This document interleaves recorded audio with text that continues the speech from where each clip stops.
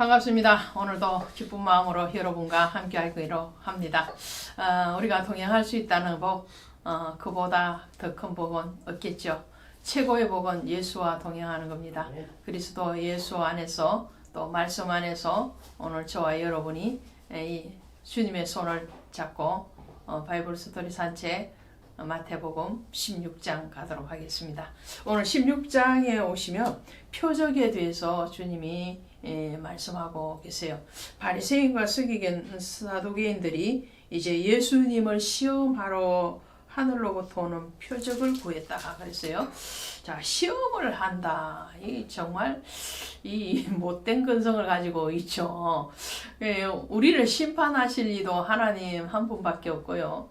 우리를 테스트하고 시험해 볼 분도 주님 한 분밖에 없습니다. 우리가 누구를 시험한다, 또 누구를 심판하고 정죄한다, 그럴 권세를 주님은 우리에게 주시지 않으셨어요. 그런데도 불구하고 많은 사람들이 오늘 사두개인이나 바리새인 또 서기관들처럼 그렇게 다른 사람들에게 올무를 쳐놓고 그 올무에 걸리는가 안 걸리는가 테스트하고 시험하고 또 심판하는 그런 정말 자기가 왕된 자리에 있는 어리석은 자들을 많이 보게 되죠. 오늘 바리새인과 사두개인, 이 사두개인들은요 부활을 부정하는 사람들이죠. 부활을 부정하면서 현재의 삶에 대해서 집중하는 사람들이 이 현세주의적인 사상을 가진 사람들이 사두개인들입니다. 그러니까 부활을 생각을 하지 않으니까 죽음 이후의 심판과 구원에 대해서 많이 그 경각심이 떨어지는 무리들이라 할 수 있겠죠. 바리새인들은 부활은 믿습니다. 그런데 부활을 믿지만 율법적인 신앙, 형식적인 신앙에 굉장히 치우쳐 있는 사람들이 또 이 바리새인들이라고 할 수 있겠죠. 이런 무리들이 늘 예수님의 앞에 와서 책을 잡는데 이번에는 하늘에서 나는 표적을 구한다 그랬어요. 그럴 때 예수님이 뭐라고 말씀을 하시는가 하니까 이 날씨에 대한 비유를 하시는 거죠. 너희가 저녁에 하늘이 붉으면 날이 좋겠다고 아침에 하늘이 붉고 흐리면 오늘은 날이 굳겠다 하니 너희가 날씨는 분별할 줄 알면서 시대의 표적을 분별할 수 없느냐. 그렇죠. 어르신들은 날씨가 좀 꾸물꾸물하면 비가 온다라는 것뿐만 아니라 심지어 몸이 찌부둥하고 관절이 아프시면 비가 오겠구나 이렇게 말씀을 하시는 거예요. 근데 그것이 거의 맞다는 거죠.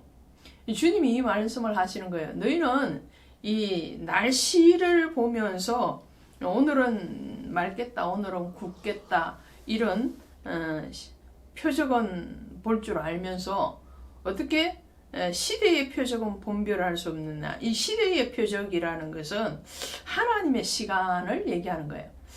사람의 시간이 있고 하나님의 시간이 있는 거예요. 사람의 시간은 크로노스라고 그랬어요. 크로노스. 하루 24시간 또 2022년에서 2023년으로 넘어가는 거. 서기 몇 년 이렇게 얘기할 때 이것은 사람의 시간이에요. 그러나 하나님의 시간은 카이로스예요. 이 카이로스는 하나님의 구속의 때, 하나님의 목적을 이루시는 그 때를 얘기하는 겁니다. 그래서 주님이 지금 말씀하시는 것은 너희가 사람의 시간, 사람의 표적은 알면서 어떻게 하나님의 시간, 카이로스적인 그런 시간과 또 표적에 대해서 알지 못하느냐라고 말씀을 하시면서 보여줄 것은 이 엄난한 세대가 표적을 구하나 요나의 표적밖에는 보여줄 것이 없도다라고 말씀을 하시거든요. 이 요나의 표적은 예수 그리스도께서 장차 죽임을 당하시고 3일 동안 무덤에 계시다가 사망 권세를 깨뜨리시고 부활하실 것이라는 죽으심과 부활에 대한 표적을 요나의 표적으로 말씀을 하고 계시죠. 우리의 신앙을 보면요, 표적 신앙이 있고 말씀 신앙이 있습니다. 표적을 쫓아가는 많은 제자들, 무리들이 예수님이 실질적으로 구속사를 위해서 오셨고 그 구속사의 속죄의 제물이 되시는 십자가의 사건을 경험하실 때에 다 도망을 갔습니다. 하나같이 12제자도 다 제갈 길로 가버렸고 무리들도 다 흩어졌습니다. 그것이 표적 신앙이에요. 말씀의 신앙이 되어지면 성령이 지혜를 주시고 은혜를 주셔서 그 말씀의 깊이와 넓이가 더하여지면 그 말씀은 어떠한 표적과 기적이 보여지지 않더라도 그 말씀 자체가 능력이요 기적이라는 것을 믿습니다. 말씀의 신앙은 뿌리를 깊이 내려요. 표적의 신앙은 잠깐 동안의 감동과 감격 또 어떤 자기 간정이 일어나겠지만 그 말씀의 신앙과는 되어지지 않는다는 거예요. 표적은 좀 더 강력한 것을 자꾸 원하게 되죠. 그러나 말씀은 그 말씀은 정말 하나님이 바로 말씀이시잖아요. 태초에 말씀이 계시니라. 그 말씀이 바로 하나님이죠. 그 하나님이 육신을 입고 오신 분이 예수 그리스도죠. 이 말씀의 신앙은 하나님을 그대로 믿는 거예요. 믿음은 바라는 것들의 실상이요 보이지 않는 것들의 증거라는 그랬죠. 그것이 믿음이거든요. 그 믿음은 어떤 드러나는 거품과 같이 일어나는 그런 표적으로 인해서 또 그 표적은 늘 우리를 목마르게 하죠. 목마르게 해요. 그래서 작은 표적이 나타나면 더 큰 것들을 요구하게 되고 또 그보다도 더 큰 것을 또 요구하게 되고 그런 표적의 신앙을 쫓아가는 것은 굉장히 위험한 거죠. 우리는 신앙을 생활하면서 기적을 경험하지 않는 분들은 아무도 없습니다. 하나님이 우리의 마음속의 묵상까지도 아시고 머리털까지도 세심받으시는 그분이 우리에게 응답해 주시고 매일매일 우리를 호흡하게 하시고 하나님께로 나아가게 하시는 그 자체가 기적이요 표적이거든요. 근데 더 어떤 물질적인 또 현상적인 그런 표적을 구하는 이 바리새인들의 어리석음에 대해서 주님이 말씀하시면서 정말 표적과 기적은 뭐냐? 예수 그리스도의 죽으심과 그리고 부활이 바로 표적과 기적이고 구약에서 나타난 요나의 표적보다도 더 큰 표적이 없다라고 말씀을 하시는 거죠.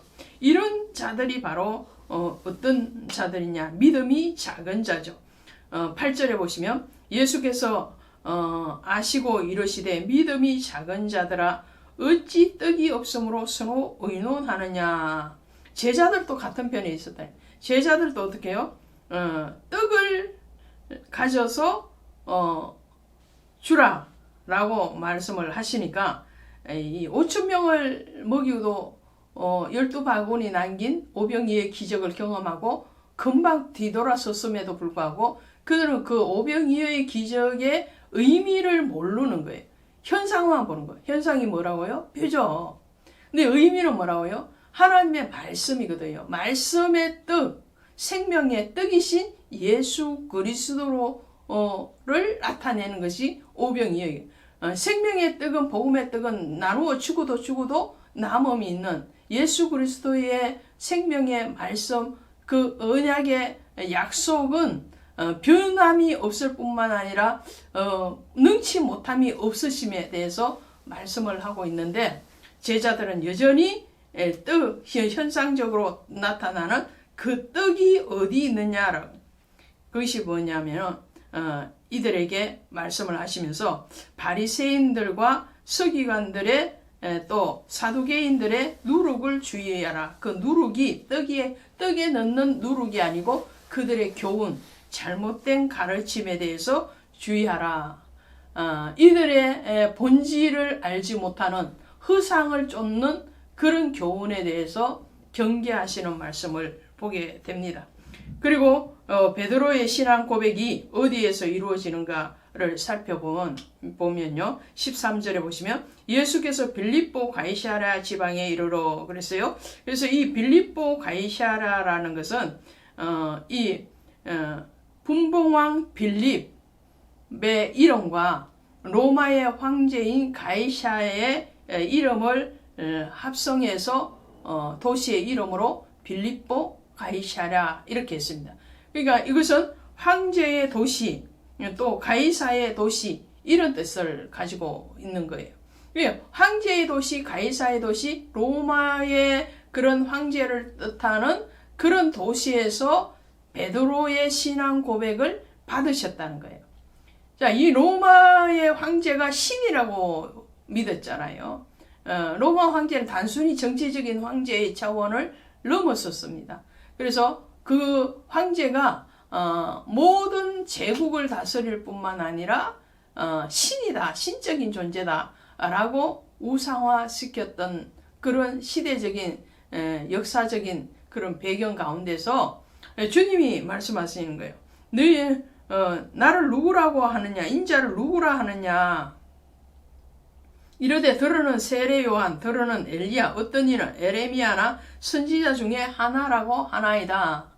근데 주님이 한번 그럼 더 물으시죠. 너희는 나를 누구라고 하느냐? 자, 무리들이, 세상의 사람들이 나를 선지자 중에 한 사람이다, 모세다, 엘리야다 이렇게 얘기하는 것은 상관이 없다라는 거죠. 주님. 교회에 대해서 세상 사람들이 잘못 이해하고 잘못 받아들이는 것에 대해서는 세상 사람들이니까 아직 교회에 대해서 모르니까 또 예수 그리스도에 대해서 모르니까 그렇게 이해를 한다 하더라도 너희는 제자들 너희는 성도인 너희는 나를 누구라고 생각을 하느냐 그런 말씀이죠. 그랬을 때에 베드로가 고백을 합니다. 주는 그리스도시요 살아계신 하나님의 아들이니이다. 그리스도는 기름 부음 받은 자, 메시아라는 말이잖아요. 구세주라는 말이거든요. 주님에 대해서 베드로가 정확하게 고백을 하는 거예요. 주님은 우리의 메시아이십니다. 우리의 왕이십니다. 우리의 구원주이십니다. 뿐만 아니라 하나님의 아들이십니다. 땅에 사람의 몸으로 오셔서나 하나님의 아들, 신성이십니다. 신이 가이사가 아니고 황제가 아니고 바로 참 신은 예수 그리스도이십니다. 그분이 바로 신이고 왕이시요 우리를 구원할 구세주이십니다. 이런 고백을 하는 거죠. 주는 그리스도시요 살아계신 하나님의 아들이니다. 이 고백을 받으신 주님이 뭐라고 말씀해요? 바요나 시모나 내가 복이 있도다. 이를 내게 알게 하는 이는 혈육이 아니요 하늘에 계신 내 아버지시니라. 너가 그렇게 신앙 고백을 하는 것은 너가 어떤 지식에 있어서 너가 어떤 경험적으로 그것을 깨달아서 하는 것이 아니라는 거예요. 하나님이 그것을 알게 돼. 바요나 시모나 이렇게 바요나라는 건 요나의 아들아라는 말. 이 요나의 아들이라는 것은 요나라는 말은 비둘기 성령을 뜻하죠. 그래서 바는 아들이죠. 그러니까 요나의 아들아라는 말은 성령의 아들아. 다시 말씀드리면 하나님의 아들이라는 거죠. 하나님의 아들. 성령이 너에게 그런 고백을 하는 은혜를 줬다라는 거예요. 하나님이 알게 하셨다는 거예요. 성령이 깨닫게 하고 인도하시고 말하게 하셨다라는 거예요. 그래서 믿음은 우리에게 주신 하나님의 선물이라고 그랬어요. 우리가 믿음을 막 간절히 구하는 사람도 있는데 근본적으로는 하나님 주셔야 되는 거예요. 근데 그것을 실행하고 하지 아니하고의 순종의 문제는 우리에게 의지적으로 주신 거죠. 자, 이 베드로의 고백을 들으시고 난 뒤에 변화가 21절에 보시면 이때로부터 이렇게 이때로부터가 언제냐 하니까 베드로의 고백 후라는 말이에요. 그리고는 누구든지 나를 따라오려거든 자기를 부인하고 자기 십자가를 지고 나를 쫓을 것이니라 그러죠. 마가복음 8장 35절에는 나와 내 복음을 위하여 제 십자가를 지고 나를 쫓을 것이니라 그렇게 말씀을 하시고요. 누가복음 9장 23절에 가면 날마다 자기 십자가를 지고 나를 쫓을 것이니라. 날마다라는 말이 추가를 하고 있습니다. 자, 그러면 베드로의 주는 그리스도시요 살아계신 하나님의 아들이니이다. 이 고백 이전과 이후의 복음서의 전개가 달라집니다. 어떻게 달라지느냐 하면 베드로의 고백 이전에는 예수님이 누구신가라는 것에 초점을 맞추고 복음서가 전개되고 있어요. 예수님이 누구신가? 그분이 누구신가? 인자는 하나님의 아들, 다윗의 후손으로 오신 유대의 왕. 이렇게 예수님이 누구신가? 예수님은 왜 오셨는가? 그가 가르치고 또 전파하고 고치시는 그런 사역자로 오셨다.